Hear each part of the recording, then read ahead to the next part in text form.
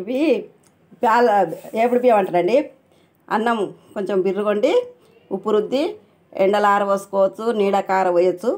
అవి కడాయి పెట్టి వేయించినాయండి. పల్లీలు వేయించిన, కొబ్బరి వేయించిన, పుట్నాలు పచ్చి ఉంటే ఇప్పుడు వాతావరణానికి చల్లగా ఉంటే పుట్నాలు కూడా వేయించుకోవచ్చు.